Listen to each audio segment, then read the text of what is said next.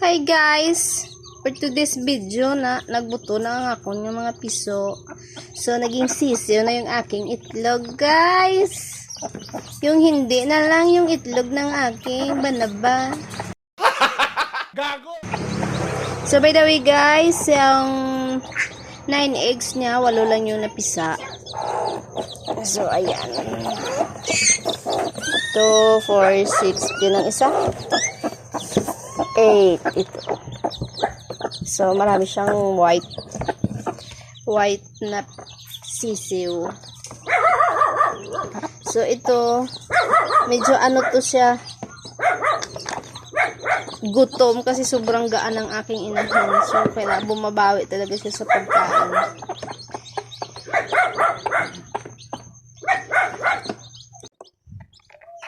Update tayo guys. So, sa 14 eggs, 8 lang yung napisa niya. Bumaba na kasi siya eh. Iniwanan niya yung mga sisiw niya sa taas. So, kinuha ko na lang yung 5 pa na natira. Nilagay ko na lang sa incubator. Aking incubator. So, bali, iniwanan niya to oh. Mabubuhay pa siguro to. Tapos ito, nilipat ko na lang dyan. So, baka bugok yan or iwan. Titingnan na lang natin kung mapipisa pa. Matapakan mo. At ito yung aking isang inahin guys. Ni-transfer ko na siya dito sa my box para mamaya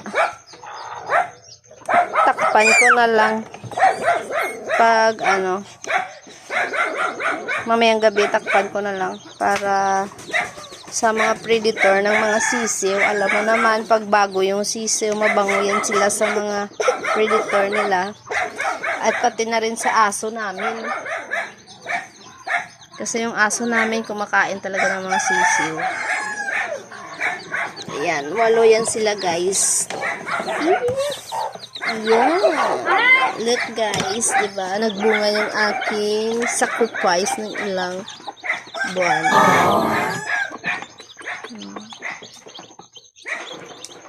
So, yan lang yung video namin for today guys. Thank you for watching.